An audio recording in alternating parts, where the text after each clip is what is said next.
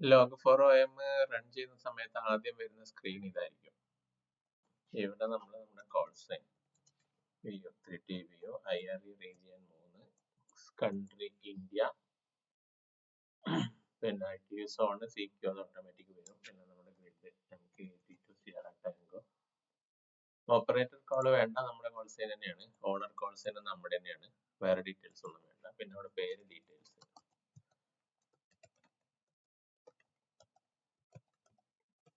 ഇങ്ങനെയുള്ള സിറ്റി, ഇങ്ങനെയുള്ള ഡീറ്റെയിൽസ് ഒക്കെ എൻ്റർ ചെയ്ത് കൊടുക്കാം. കൺട്രി സേവ് ആൻഡ് അപ്ലൈ കൊടുക്കാൻ നോക്കുക. അപ്പോൾ അതൊക്കെ കറക്റ്റ് ആയിട്ട് എടുത്തിട്ടുണ്ടെങ്കിൽ അത് സേവ് ആൻഡ് അപ്ലൈ ആയിട്ട് അടുത്ത സ്ക്രീൻ വരും. ഇവിടെ ഫയർവാൾ ഉള്ള സിസ്റ്റം ആണെന്നുണ്ടെങ്കിൽ അലോ എന്ന് കൊടുക്കാം. ഇവിടെ നമ്മുടെ ഫസ്റ്റ് സ്ക്രീൻ ഇങ്ങനെ വരും.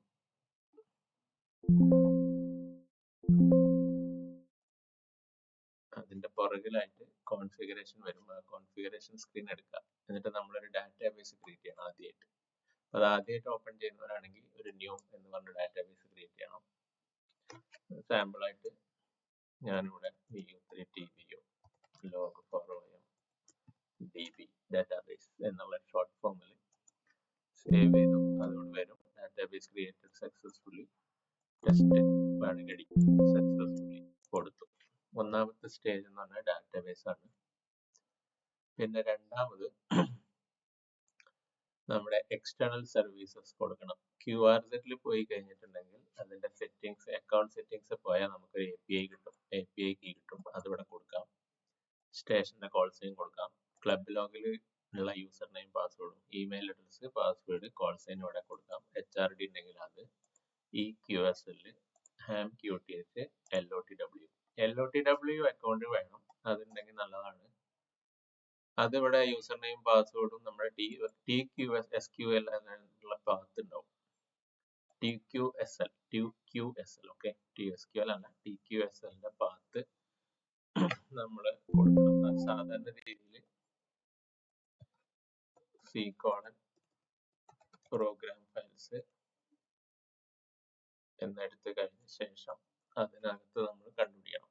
നമ്മൾ കണ്ടുപിടിക്കുക എന്ന് പറഞ്ഞാൽ TQSLന്റെ ട്രസ്റ്റഡ് SQSL എന്ന് പറഞ്ഞാണ്. അതിനകത്തൊരു exe ഫയൽ ഉണ്ടാവും, ഇങ്ങനെ TQSL.exe. ഈ പാത്ത് ഇവിടെ കൊടുക്കണം. പിന്നെ അതിന് വർക്ക് ചെയ്യാനുള്ളൊരു നമ്മുടെ ഫയൽ അപ്ലോഡ് ചെയ്യുന്ന സമയത്ത് ഒരു ടെമ്പററി പാത്ത് നമ്മുടെ ഏതെങ്കിലും ഒരു ഡയറക്ടറി കൊടുക്കാം. പിന്നെ നമ്മുടെ അത് ലോഡ് ചെയ്ത് കഴിഞ്ഞാൽ നമ്മുടെ സ്റ്റേഷൻ ID കാണിക്കും, ഹോം QTH എൻ്റർ.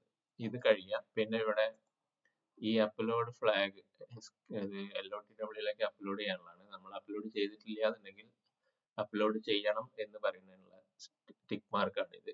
പിന്നെ അതുപോലെ അപ്ലിക്കേഷൻ നമ്മൾ log4om ക്ലോസ് ചെയ്യുന്ന സമയത്ത് ഇന്റർനെറ്റ് കണക്റ്റഡ് ആണെന്നുണ്ടെങ്കിൽ ഓട്ടോമാറ്റിക് ആയിട്ട് നമ്മുടെ ലോഗ് LOTWയിലേക്ക് അപ്ലോഡ് ആവും. ഇത്രയാണ് LOTW കോൺഫിഗറേഷൻ ഇവിടെ കൊടുക്കേണ്ടത്. പിന്നെ നമുക്ക് ഇൻഫോ പ്രൊവൈഡേഴ്സ് കോൺഫിഗർ ചെയ്യണം. നമ്മുടെ QRZ എന്നാണ് നമ്മുടെ ഡീറ്റെയിൽസ്, ഒരു കോൾ സൈൻ അടിക്കുമ്പോൾ അതിന്റെ പേരും അഡ്രസ് ഒക്കെ കിട്ടാൻ വേണ്ടി QRZ.com പ്രൈമറി സോഴ്സ് ആയിട്ട് സെലക്ട് ചെയ്യുക. നമ്മുടെ QRZന്റെ യൂസർ നെയിമും പാസ്വേഡും കൊടുക്കുക. ബാക്കിയുള്ളത് ഓപ്ഷണൽ ആണ്, വേണമെന്നുണ്ടെങ്കിൽ കൊടുത്താൽ മതി. മിനിമം കൊടുക്കേണ്ട സാധനം ഇതാണ്. അത് കഴിഞ്ഞ് പിന്നെ വരുന്നതാണ് നമ്മുടെ കാറ്റ് ഇന്റർഫേസ്. നമ്മുടെ റേഡിയോ ആയിട്ട് ഇന്റർഫേസിങ് എങ്ങനെ ചെയ്യണം എന്നുള്ളത്. സ്വാഭാവികമായിട്ടും ഇപ്പൊ നമ്മൾ ഹാംലിബ് ഒരു ഓപ്ഷൻ ആണ്. ഈ ഹാംലിബ് ഇവിടെ സെലക്ട് ചെയ്ത ശേഷം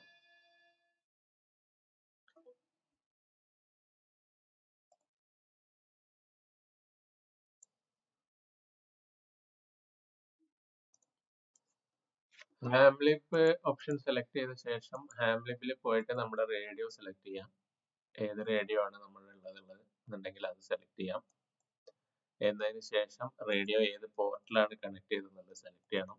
നമ്മുടെ ബോർഡ് റേറ്റ്, റേഡിയോക്കകത്തുള്ള ബോർഡ് റേറ്റ് ഓരോ റേഡിയോക്ക് ഓരോന്നായിരിക്കും. 38400, ICOM 7300, അതുപോലെ 19200 ആയിരിക്കാം ചിലപ്പോൾ. ഈ സീഗ്വന്റെ റേഡിയോസ് ഒക്കെ അങ്ങനെയാണ്. ഇത് റേഡിയോയിൽ ചില റേഡിയോയിൽ നമ്മൾ സെലക്ട് ചെയ്യാം, ചില റേഡിയോയിൽ ഡിഫോൾട്ട് ആയിട്ട് വരും. ആ വാല്യൂ നമ്മളിവിടെ സെലക്ട് ചെയ്യാം. അതിന് ശേഷം നമ്മൾ വേണം അലൈൻ ചെയ്ത് കഴിഞ്ഞിട്ട് ഇത് സേവ് ആൻഡ് അപ്ലൈ കൊടുക്കാം. പിന്നെ ഇത് ഇവിടെ ഇപ്പൊ ചോദിച്ചിരിക്കുന്നത് നമ്മുടെ LOTWന്റെ യൂസർ നെയിം പാസ്വേഡും കൊടുത്തിട്ടില്ല. അപ്പൊ ഇങ്ങനെയുള്ള ഓപ്ഷൻസ് ഒക്കെ സെലക്ട് ചെയ്യണം. തൽക്കാലം ഞാനിത് സെലക്ട് ചെയ്യുന്നില്ല, കാരണം ഞാൻ ഇത് ടെമ്പററി കോൺഫിഗറേഷൻ ആക്കി ചെയ്തായതുകൊണ്ട്. ഇത്രയും ബേസിക് കോൺഫിഗറേഷൻ ആണ് നമുക്ക് ഇതിൽ വേണ്ടത്. അത് കഴിഞ്ഞാൽ നമ്മളിവിടെ കോൾ സൈൻ അടിച്ചു കഴിഞ്ഞാൽ ഇവിടെ ഓപ്പറേറ്ററുടെ പേര് ഓട്ടോമാറ്റിക് ആയിട്ട് വരും. ഇപ്പൊ തന്നെ കോൺഫിഗർ ചെയ്തിട്ടില്ല, അതുകൊണ്ടാണ്. നമ്മൾ ചെയ്തിരിക്കുന്ന QoS ഓരോന്നായിട്ട് ഇവിടെ വരും. ആദ്യം വർക്ക് ചെയ്തിട്ടുണ്ടോ ഇല്ലേ എന്നുള്ള അറിയാൻ നമ്മളിവിടെ കോൾ സൈൻ അടിച്ച ശേഷം ഇവിടെ കാണിക്കും. ഒരു കോൾ സൈൻ അടിച്ച് തുടങ്ങുന്ന സമയത്ത് ആ 3 ലെറ്ററിലുള്ള കോൾ സൈനുകൾ മൊത്തം ഇവിടെ കാണിക്കും. പിന്നെ ആളുടെ അഡ്രസ്സ് കാണുന്നുണ്ടെങ്കിൽ ഇൻഫോ EF2 എന്നുള്ള ഈ ഇൻഫോ എന്ന് പറഞ്ഞ സ്ഥലത്താണ് അഡ്രസ്സ് കാണുക. മെയിൻ സ്ക്രീനിൽ നമുക്ക് ആ ആളുമായിട്ടുള്ള ദൂരം, നമുക്ക് വർക്കിംഗ് ഡിസ്റ്റൻസ് ഉള്ള മാപ്പ് കാണിക്കും. ഇവിടെ പിന്നെ സൺറൈസ്, സൺസെറ്റ്, അതുപോലെ സൂര്യൻ ഇപ്പൊ രാത്രിയായിരിക്കുന്ന സ്ഥലം മാപ്പിൽ കാണിക്കും.